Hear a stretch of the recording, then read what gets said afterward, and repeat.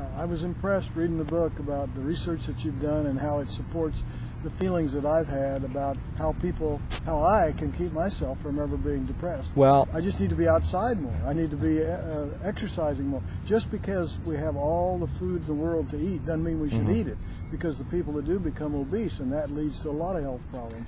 Just because we don't have to really physically work anymore doesn't mean we shouldn't get out and exercise, as I know you do and as I try to do. Absolutely. Well, I mean, the bottom line is, if we look at why people are getting depressed so much more than they used to, I would sum it this way.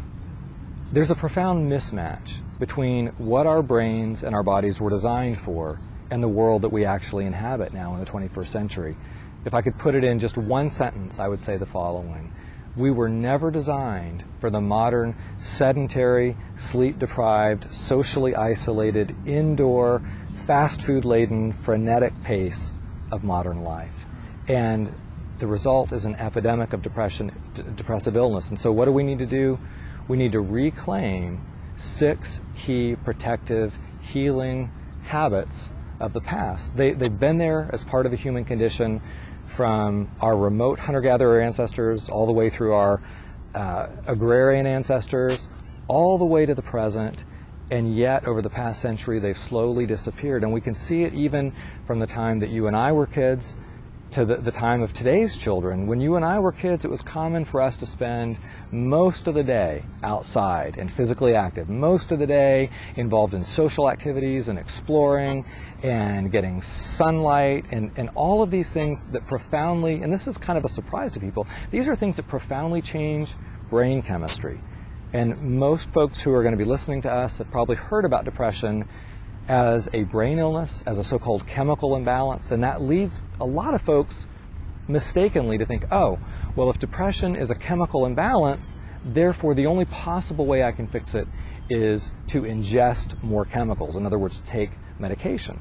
And yet we know this is a logical fallacy. We know that experience changes the brain. What we're doing right now is changing our brains. Exposure to bright sunlight actually triggers specialized receptors in the back of the eye that have a broadband connection right to the center of the brain, that stimulate activity in circuits that use dopamine and serotonin, resets our body clock, elevates our mood, elevates our energy, synthesizes vitamin D in our skin, which in turn changes the functioning of our brain. So in all these ways, what we see is that our experience changes the brain, and it can be powerfully antidepressant, but we need to get folks back in touch with the sort of lives that we're designed to be living, not a life inside a cubicle. And that's what we were saying. Got to get kids outside for a better inside. Absolutely. They're going to feel better physically and emotionally. Absolutely. They're going to be able to be contributors to society rather than some of those that are needing to be cared for. Exactly right. And the single most potent antidepressant intervention that we have at our disposal right now is kind of counterintuitive. It's physical activity. Because our bodies were designed for hours of activity every day, and yet the vast majority of American adults get almost no activity. And the real tragedy is that so many of our children are getting almost no regular exercise at all, and yet that exercise profoundly changes brain function and pushes it in a strongly antidepressant direction. It elevates mood, it helps us sleep better, it makes our thinking sharper, it helps memory, it helps concentration, it helps little boys especially focus on their schoolwork, sit still in the classroom, because they've gotten their requisite need for physical activity already met somewhere else, and so they don't need to be acting out in the classroom. Yeah, well, I think it's important to get kids out there as early as possible. And I know one of the things I read in your book, or we've discussed, is that it's also important when people are outside to let their eye receive the sunlight directly rather than through sunglasses. Yeah. Because it does something pretty important. And I've read also that there's an epidemic of nearsightedness among children because they start out looking at those bright computer screens inside instead of, as you and I, as boys playing outside, would have watched birds on the horizon. Absolutely. Well, it's interesting. You talked about a bright computer screen inside. It only seems bright. When you take one of those computer screens outside in sunlight, you can't see it anymore, right? Why? Because sunlight is about 200 times brighter than indoor lighting. And it's so much brighter, in fact, that, just as you said, it stimulates the proper development of the eyeball in a way that indoor lighting can't. And so a kid who spends all of his time inside is much more vulnerable for the development of nearsightedness, but also much more vulnerable for the development of depressive illness. And we're seeing an epidemic of depression even among our children, as sad as that is to report. When I first read about you, you were doing studies on, I think it's called SAD or something. Seasonal affective disorder. Yes, yeah. And that has all to do with light, doesn't it? Exactly right. Well, we find that about 1 in 4 depression sufferers have this seasonal pattern where the depression comes on typically in the short, cold, gloomy, cloudy, indoor days of winter, times when many folks are basically inside from sun up to sundown, or even if they go outside, they do it in a very quick, furtive sort of fashion where they're not getting that regular sunlight exposure that they need. And the problem then is their body clock is not getting reset, which then causes their sleep cycle to start to drift. Sleep gets out of balance, which means lots of other biological rhythms start to get out of balance as well. And before you know it, you've got irregularities of appetite, of sleep, of energy, of mood. And for so many Americans now, during those days of winter, this is the genesis. This is the onset of their depressive illness. We can fight it, however, 2 ways, right? And you know about them. One is to force ourselves, even in the winter, to get outside and get that regular sunlight exposure. We might have to bundle up some days. But the other possibility is to get an artificial light box, to actually get to make technology our friend in this case rather than our enemy. To, instead of something that's very dim inside that we call bright, get a box that will actually simulate the intensity of bright sunlight. And these can be picked up for about $150. And then the other thing people need to do, keep in mind, is that our brains are what, 60% fat? Is that our right? brains, we are literally fatheads, John.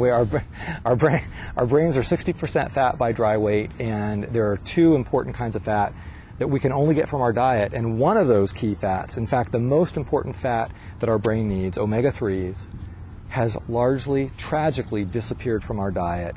The average American gets about 6% as much omega-3 as they need for proper brain function, for proper brain structure.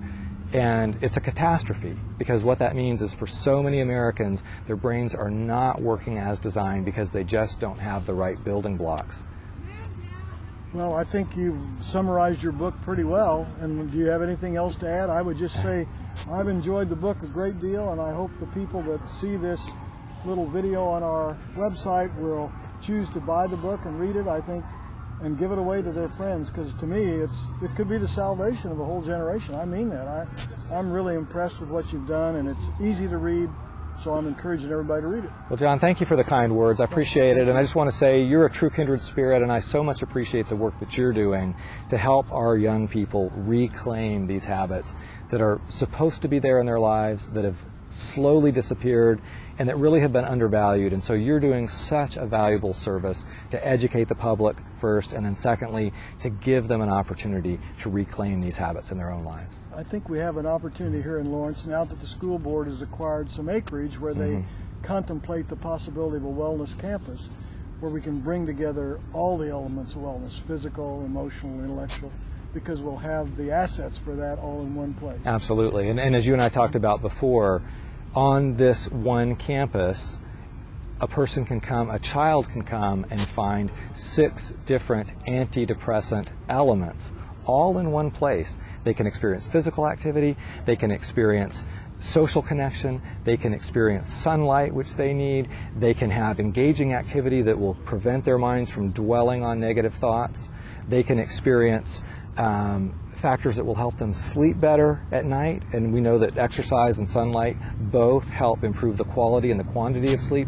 And then finally, if you have a little concession stand selling an omega-3 supplement, they're going to get the whole package or in maybe one. Maybe even just Icelandic cod. Right? There you go. Absolutely. Maybe well, a little grilled salmon. Thanks so much, John. It. Yeah, my pleasure.